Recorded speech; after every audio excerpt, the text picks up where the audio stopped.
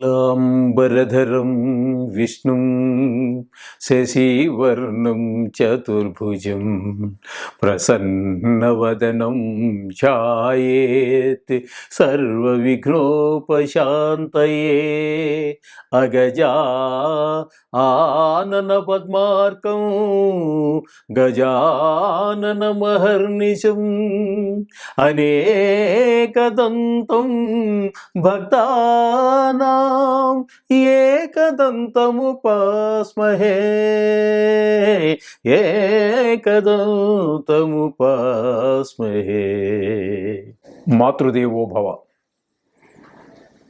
శ్రీధరియం astro YouTube channel వీక్షకులకి నమస్సుమాంజలి. ఇప్పుడు మనము August నెల మాస ఫలితాలు, గోచార ఫలితాలు ఏ విధంగా ఉంటాయి అనేటటువంటిది విషయాన్ని తెలుసుకునే ప్రయత్నం చేద్దాం. అది సశాస్త్రీయంగా, శాస్త్రాన్ని అతిక్రమించి ఏమీ చెప్పబడదు, చెప్పను. మిమ్మల్ని ఏదో భయభ్రాంతులు చేసేసి ఏదో కష్టం వచ్చేసిందని మిమ్మల్ని భయభ్రాంతులు చేసేటటువంటి పరిస్థితి కానీ, లేదా మీరు ముట్టుకున్నదంతా బంగారం అయిపోతుంది, వెండి అయిపోతుంది, ఏదో అయిపోతుంది అని ఏమీ అతిశయోక్తులు చెప్పేటటువంటి పరిస్థితి కూడా ఏముండదండి. శాస్త్రం ఎంతవరకు చెప్పిందో అంతవరకే మనం చెప్పడం జరుగుతుంది. అలాగే దానికి తదనుగుణమైనటువంటి పరిష్కారాలు కూడా లాస్ట్లో చెప్పబడతాయి. అవి సామాన్యంగా ఒకే రకంగా ఉంటాయండి. అంటే చాలామంది చాలా దేవుళ్ళ పేరు చెప్తారు, కానీ మన మాత్రం పరిష్కారం ఒక రకంగానే ఉంటుంది. నవగ్రహాలకు సంబంధించి ఏవైతే ఉన్నాయో వాటికి సంబంధించి ఉంటుంది. ఓకే, ఇప్పుడు మేషరాశి వారికి ఆగస్టు నెలలో గోచార ఫలితాలు ఎలాగుంటాయి అంటే, దీర్ఘకాలం అంటే సంవత్సరం పాటు కూడా లేదా నెల రోజుల పాటు కూడా ఒకే రాశిలో ఉండేటటువంటి గురుగ్రహ, శనిగ్రహ, రాహుగ్రహ, కేతుగ్రహాల గురించి ఇంతకుముందే మనం చెప్పుకోవటం జరిగింది. అవే ఫలితాలు ఇప్పుడు ఈ నెలలో కూడా వర్తిస్తాయి. అయితే ఇక్కడ చిన్న సవరణ ఒకటి ఉన్నదండి. శని కుంభరాశిలో ఉన్నమాట యథార్థమే కానీ వక్రించి మకర నుంచి చూస్తున్నారు. అది కూడా మనం ఒక వీడియో చేయడం జరిగింది. ఆ వీడియోలో చూసినట్టయితే ఎవరెవరికి ఏ ఏ ఫలితాలు ఉంటాయి అనేటటువంటి విషయం మనకు అక్కడ క్లియర్గా తెలుస్తుందండి, ఏ రాశి వారికి ఎట్లా ఉందనేసి. ఇప్పుడు అంటే ఇప్పుడు మకరంలో ఉన్నట్టుగా మీరు భావించుకోండి. ఏ రాశి వారైనా సరే కుంభంలో శని ఉన్నట్టుగా కాకుండా ఆయన మొత్తం పని అంతా కూడా ఇక్కడ మకరం నుంచి చేస్తూ ఉన్నారు. కాబట్టి మకర ఫలితాలు చూసుకున్నట్టయితే మీకు పూర్తి వివరణ దొరుకుతుంది, క్లారిటీ వస్తుంది. ఇకపోతే తక్కువ కాలం శీఘ్రంగా చలనం జరిగేటటువంటి రవిగ్రహ, కుజగ్రహ, బుధగ్రహ, శుక్రగ్రహాల గురించి మనం ఇప్పుడు చెప్పుకోవడం జరుగుతుంది. రవి కర్కాటక, సింహ రాసుల్లో 2 రాసుల్లో సంచారం చేస్తూ ఉన్నారు. కర్కాటక, సింహ 2 రాసుల్లో సంచారం చేసేటప్పుడు అంటే మనకి మేషరాశి వారికి 4, 5 స్థానాలలో రవి యొక్క సంచారం జరుగుతూ ఉన్నదండి. రవి యొక్క సంచారము 4, 5 స్థానాలలో ఏ మాత్రము కూడా అనుకూలమైనటువంటి ఫలితాలను ఈ నెల రోజులు ఏవి అనుకూలమైన ఫలితాలను ఇవ్వజాలరు. అందుచేత రవి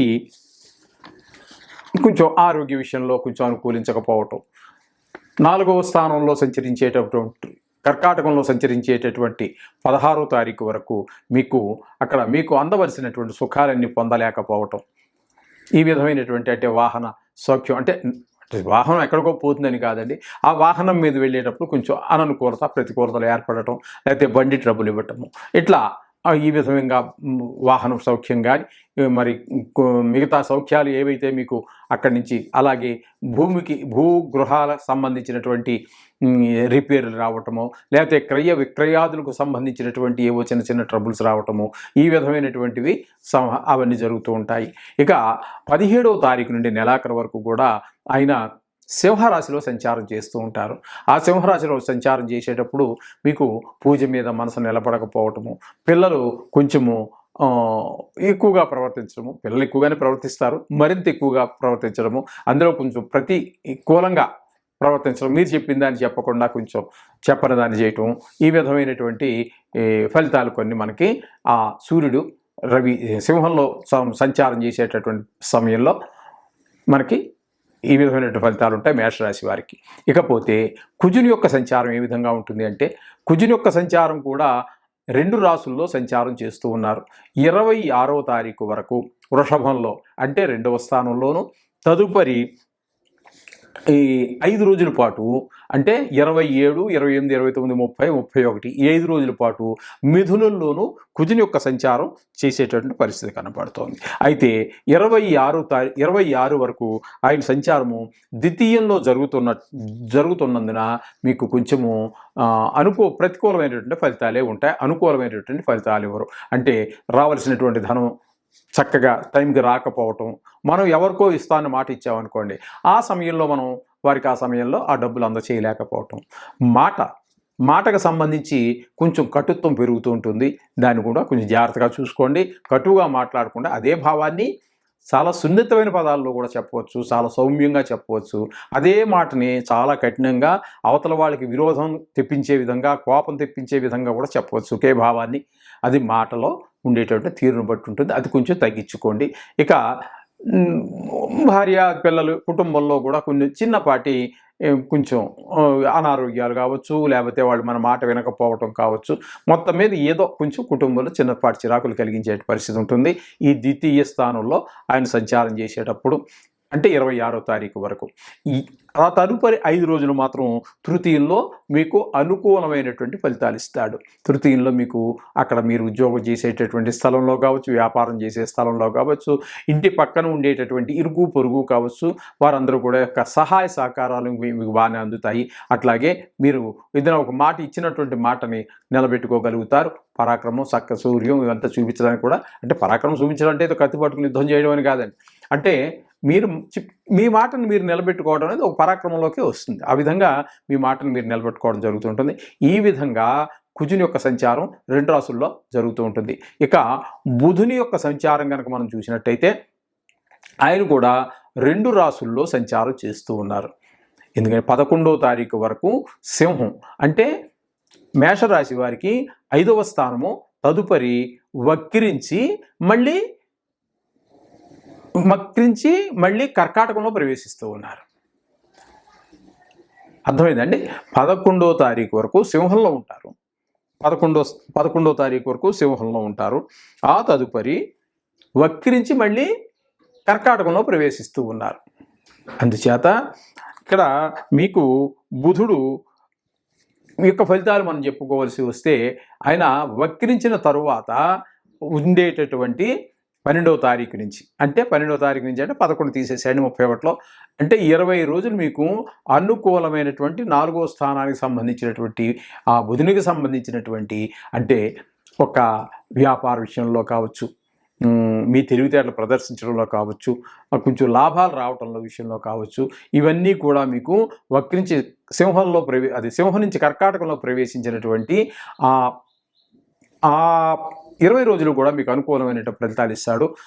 ఆయన 5వ స్థానంలో ఉన్నప్పుడు మాత్రం దానికి విరుద్ధంగా కొన్ని శుభ ఫలితాలను ఇవ్వజాలడు బుధుడు. ఇకపోతే శుక్రుని కనుక తీసుకుంటే, శుక్రుడు మొత్తం అంతా కూడా ఈయన 2 రాసుల్లో, ఈయన కూడా 2 రాసుల్లో అంటే త్వరగా చరించేటటువంటి 4 గ్రహాలు కూడా, అంటే రవి, కుజ, బుధ, శుక్ర గ్రహాలు ఇవన్నీ కూడా, చంద్రుడు మనం చెప్పుకోమంటే రోజువారీ ఫలితాల్లోకి మనం చెప్పుకోవడం జరుగుతుంది. ఎందుకంటే ఒక్కొక్క నెలలో ఒక్కొక్క వారంలోనే కూడా 4 రాసులు మారేటటువంటి పరిస్థితి ఉంటుంది. ఇప్పుడు ఏంటంటే నెల ఫలితాల్లో అవి చెప్పుకోవాలంటే 12 రాసుల్లోనూ కూడా ఒకసారి 12/24, 12/6 అని జిమించుగా 12 రాసుల్లోనూ చుట్టడం జరుగుతుంది. కాబట్టి ఆయన్ని మనం పరిగణలోకి మాస ఫలితాల్లో పరిగణలోకి తీసుకోము. ఇక శుక్రుని తీసుకున్నట్టయితే 24వ తారీఖు వరకు, అంటే అక్కడ వరకు సింహంలో ఆయన యొక్క సంచారం జరుగుతుంది. సింహం అనేటప్పటికి మీకు ఏమవుతుందంటే శుక్రునికి 5వ స్థానం అవుతుంది.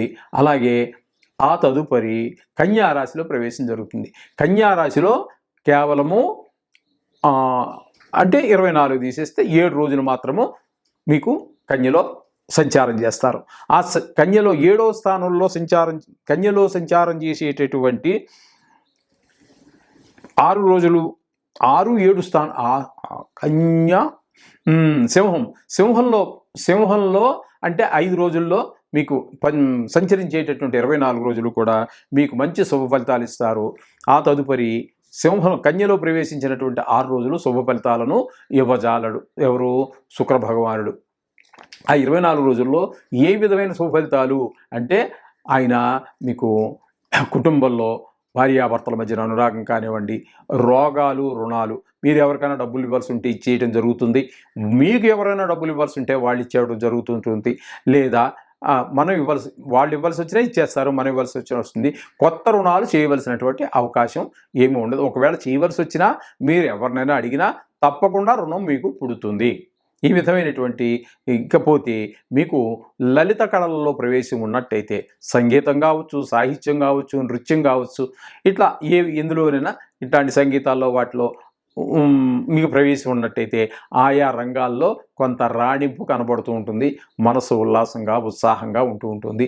ఈ విధమైనటువంటి ఫలితాలు శుక్రుడు ఈ నెలలో ఈ 2 రాశుల్లో సంచారం చేయటం వల్ల చక్కగా జరుగుతూ ఉంటుంది. ఈ విధమైనటువంటి ఫలితాలు మొత్తం మీద ఈ వారంలో ప్రతి గ్రహము కూడా అంటే 4 రాశుల్లో ప్రవేశించేవే కాకుండా మీకు జన్మతః మొత్తం సంవత్సరం నెలంతా పూర్తిగా ఉండేటటువంటి ఆ రాహుగ్రహ, కేతుగ్రహ, గురుగ్రహ, శని గ్రహాల గురించి మనం చెప్పుకున్నట్టయితే మీకు ఇప్పుడు వరకు ఈ మేష రాశి వారికి 11వ స్థానంలో ఉండి రుజు మార్గంలో ప్రవేశించేటటువంటి శని ఉన్నప్పుడు సౌకర్యము ఇప్పుడు దశమంలో ప్రవేశించారు కాబట్టి వృత్తి రీత్యా కొన్ని ఇబ్బందులు పెట్టేటటువంటి అవకాశం శని భగవాను ద్వారా కనబడుతూ ఉంటుంది ఈ 4 నెలలు. అంటే మీకు వృత్తిపరమైనటువంటి మీరు చేసేటువంటి వృత్తుల్లో చిన్నపాటి ఇబ్బందులు, కష్టాలు కలిగించేటటువంటి రోజు మీరు సులువుగా చేయవలసిన పని కూడా అది సులువుగా పూర్తి కాదండి. కష్టం మీద, అతి కష్టం మీద పూర్తవుతూ ఉంటుంది. ఈ విధమైన ఫలితాలు ఈ వారం ఈ మేషరాశి వారికి చెప్పుకోవచ్చు. ఏ గ్రహాలు బాగున్నా, ఏ గ్రహాలు బాగలేకపోయినా నవగ్రహ శ్లోకాలు రోజు చదువుకోండి. లేదా తత్సంబంధిత నవగ్రహాల దోషం పోవటం కోసం హనుమాన్ చాలీసా చెప్పారు. అలాగే విష్ణు సహస్రనామం చెప్తూ ఉన్నారు. అలాగే ఇంకా చాలా చెప్పారు మహానుభావులందరూ. ఏది చేసుకున్నా పర్వాలేదు. అయితే సాక్షాత్తు డైరెక్ట్గా నవగ్రహాలే ఉన్నాయి కాబట్టి ఇది మనం చుట్టూ తిరిగి వెళ్ళడానికి, డైరెక్ట్గా వెళ్ళడానికి కొంచెం అవకాశం ఎక్కువ ఉంటుంది. ఒకవేళ విద్యలో పెద్ద చదువు అక్కర్లేదండి. ఒకవేళ ఏది రాదు అనుకుంటే వారాల పేర్లు 7 చెప్పుకోండి. ఆదివారము, సోమవారం, మంగళ, బుధ, గురు, శుక్ర, శని వారాలు ఇవే కదండి. వాటికి రాహవే, కేతవే ఈ 2 గ్రహాలు ఎగస్ట్రా. ఆ 7 వారాలు కాక 2 ఎగస్ట్రా చెప్పుకుని నమః అనుకోండి. ఇది రోజు ఒక 108 సార్లు లేకపోతే 11 సార్లు ఎంతో కొంత చేసుకోండి. పూజ చేసేటప్పుడు ఖచ్చితంగా ఇవి కూడా చేసుకోండి. మీకున్నటువంటి దోషాలు తొలగిపోతాయి. మీరు ఏ దేవుడు చేసుకున్నప్పటికీ దోషం ఏమీ లేదండి. సర్వదేవ నమస్కార కేశవం ప్రతిగచ్చతి. మీరు ఏ దేవుడు చేసుకోమని చాలామంది చెప్తున్నారు. అదే తప్పేం కాదండి. ఏ దేవుడు చేసుకున్నా చాలా మంచిదే. కాకపోతే ఏ దేవుడికి మీరు నమస్కారం చేసినా, పూజ చేసినా కేశవం ప్రతిగచ్చతి ఆ విష్ణుమూర్తికే చెందుతాయి. ఎందుకంటే ఏకో విష్ణువు అనేవాడు ఒకడే. కాబట్టి వివిధ రూపాల్లో ఉన్నారు కాబట్టి అవి ఆయనకే చెందుతాయి. శుభం భూయాత్.